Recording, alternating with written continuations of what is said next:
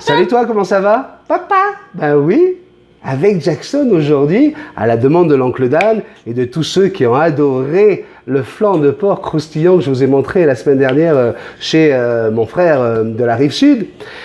J'ai décidé de vous montrer la recette du flan de porc croustillant. Alors c'est vraiment compliqué parce qu'il ne faut pas se planter sur quoi que ce soit. Vous voyez ici, j'ai un magnifique flan de porc. On appelle ça un flan de porc maigre, hein, parce que voilà, on essayait de chercher celui où il y avait le plus de viande. Et toute cette histoire a commencé il y a déjà 3 jours. Eh oui, il y a 3 jours, j'ai pris ma fesse de porc. Je l'ai mise à bouillir dans de l'eau bouillante pendant 5 minutes à partir de l'ébullition. C'est-à-dire, je fais chauffer mon eau, elle bouge, je mets mon flan de porc à l'intérieur, elle apporte du froid, donc elle rafraîchit l'eau. Du coup, je dois laisser l'ébullition revenir et pendant 5 minutes, je vais la laisser à ébullition dans l'eau. Tout simplement pour détendre un petit peu la viande, pour faire en sorte que la couenne ait une première cuisson. D'accord? Et à partir de là, je vais la sortir et comme vous le voyez ici, je vais faire des saillies à l'intérieur, des saillies dans lesquelles je vais pouvoir mettre tous les ingrédients que vous allez voir au moment où je vous parle. Donc, vous allez avoir du poivre, bien sûr, du sel, moi je mets de l'ail en poudre, de l'oignon salé en poudre, mais surtout, prenez les 5 épices, ce qu'on appelle les 5 épices, hein, c'est ce qu'on utilise dans la cuisine asiatique. Donc, il ne faut surtout pas hésiter à en mettre, et puis vraiment en mettre, regardez, comme vous voyez sur l'image, vous en mettez vraiment partout, parce que c'est ça qui va donner le goût.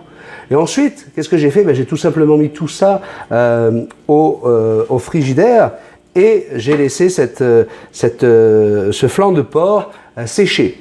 Alors, une chose à bien savoir, c'est que lorsque vous sortez votre flan de porc de l'eau bouillante, il faut absolument, vous voyez comme je suis en train de faire là, bon là c'est plus utile parce qu'elle est déjà sèche, mais il faut absolument la sécher, enlever toute l'humidité pour que justement ça fonctionne bien pour le croustillant.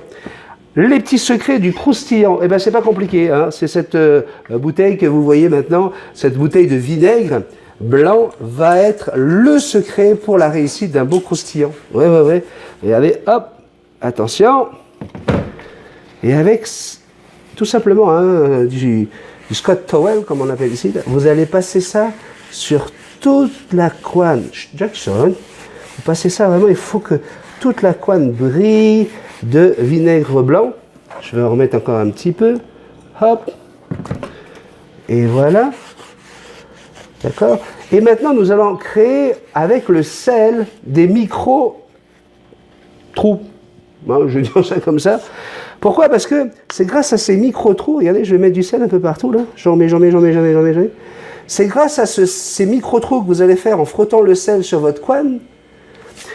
Tout simplement, qu'est-ce qui va se passer? Ça va faire des endroits où il y aura de l'air, où la chaleur va pouvoir pénétrer, et ça va permettre justement à votre couenne de pouvoir cuire un peu plus en profondeur, et avec cette couenne qui fond et qui bout, et ben ça va faire cramer tout le reste. Hein. Donc, regardez, c'est tout simple. Là, je frotte. Comme ça, Jackson, on frotte, mon bébé. Oui, non, n'abîme pas mon t-shirt, mon bébé. Tu vas aller voir qu'est-ce qu'il y a? Tu veux aller voir le flan de porc? C'est ça qui t'intéresse. Je te dis, mais qu'est-ce qu'il fait, mon papa? T'aimes ça, hein, quand papa écrit? C'est quoi ça? Ben là, oh là. Vous avez bien, tu fais ça quand même. Voilà, donc je frotte avec ce sel. Non, bien sûr, ça va donner aussi du goût. Comme ceci. Voilà, du coup je fais avec une seule main, vous voyez un peu. Voilà, on fait vraiment, on va créer ces micro-trous dans la couenne. Alors, on peut aussi piquer la couenne, on peut la piquer. Si vous voulez faire des trous un peu plus gros, il y en a qui disent qu'il faut le piquer avec vous savez ce qu'on utilise, le thermomètre pour pouvoir savoir la température de votre cuisson. Ils disent de faire des trous. Essayez, hein. Moi personnellement, je préfère quand c'est comme ça parce que ça va faire une couenne croquante, mais sans qu'il y ait trop de bulles qui se forment. Et je trouve que c'est mieux. Hein, donc je fais ce que je veux, hein, vous me connaissez maintenant. Ben, il n'écoute pas tout ce qu'on lui dit, il fait ce qu'il veut. Donc voilà, une fois que tout le sel a bien pénétré la couenne et fait ces micro-trous qui vont permettre à votre couenne de griller d'une façon magnifique. Je vais la mettre maintenant 1 heure au frigidaire juste avant la cuisson. Pour la cuisson, eh bien regardez, je vais la mettre dans un four qui a été préchauffé à 450 degrés. Attention, il ne faut pas que ce soit une chaleur tournante. Donc, vous le chauffez avec la chaleur tournante jusqu'à 450 degrés. Une fois que votre four est à 450, vous allez le mettre sur grillade broil au maximum de la grillade. Et par contre, Jackson, dis que tu es popo là. Qu'est-ce qu'il y a? Tu veux aller la voir la fesse? Tu veux aller voir la fesse de porc? Allez, va voir. Qu'est-ce qui se passe ici? Alors, c'est quoi ce truc-là que papa il est en train de nous faire? Hein? Qu'est-ce que c'est que ça? Donc, à 450, vous mettez sur broil, sur température vraiment grosse.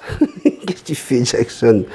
Et là, ah ouais, ça c'est sûr, le bouchon. Mais si tu me le casses, mon bébé, c'était ça que tu voulais en fait. Juste le bouchon du vinaigre. Voilà, ça c'est bien, c'est du liège. Vas-y. Je vais réussir à la faire cette recette. Je ne peux plus avec ça. Je s'occupe de tout. Vous allez la mettre dans le four. Broil très fort, mais le flanc, vous la mettez le plus bas possible du four pour pas que ça brûle. Et là, vous allez attendre 45 minutes. Pendant 45 minutes, vous regardez toutes les 20 minutes pour voir si ça brûle pas trop. Jackson, tu touches pas à ça, petite coquine. Et au bout de 45 minutes, normalement, ça va être complètement doré, ça va crépiter. Là, vous allez la monter d'un cran. Jackson, en laissant toujours sur grillade, mais 2 minutes, pas plus que 2 minutes, sinon ça va brûler. Et lorsque c'est terminé, regardez le résultat, c'est juste magnifique. Et ça, en plus, ce qui se passe, c'est que ça se mange pas tout seul, ça se mange avec des amis, donc forcément, je vais le manger avec vous aujourd'hui. Vous allez voir ça. Et puis, on va vous souhaiter que du bonheur, essayez ça chez vous. Vous pouvez trouver ça dans n'importe quel magasin, dans n'importe quelle boucherie asiatique. On est sûr d'en trouver ici au Canada. Et je pense qu'en France, un peu partout, vous pouvez demander du flanc de porc. Ça devrait pas mal fonctionner. Donc nous, en France, on appelle ça la poitrine de porc. Ici, on appelle ça du flanc de porc. Voilà, pour que tout le monde puisse comprendre. Et ma petite Fifi, je te fais un bisou. On se fait un bisou. Fais-moi un bisou, mon petit bébé. Oh, oui. Bisous. Fais bisous à tout le monde. Allez, bisous. Bye bye. Bye bye. Bon appétit tout le monde. Je voudrais remercier le monsieur qui est juste derrière la caméra. Ben oui, vous l'avez remarqué, ça bouge, donc forcément, je suis plus tout seul. Aujourd'hui, j'ai eu la chance d'avoir la participation de celui que vous connaissez tous, mon fils Timothy. Merci Titim. Bye. Et en attendant que les invités arrivent, qui c'est qui se régale avec les bonnes frites à papa? Ben oui, pommes de terre crue, interdit, dangereux. À cause de l'amidon, mais qu'on s'est cuit. Il n'y a plus de problème. Hein, Jackson? Oh oui, mon papa, c'est tellement bon. Oh oui, qu'est-ce que c'est bon ça, mon papa. Oh oui, je me régale. Oh oui, je me régale. Bon.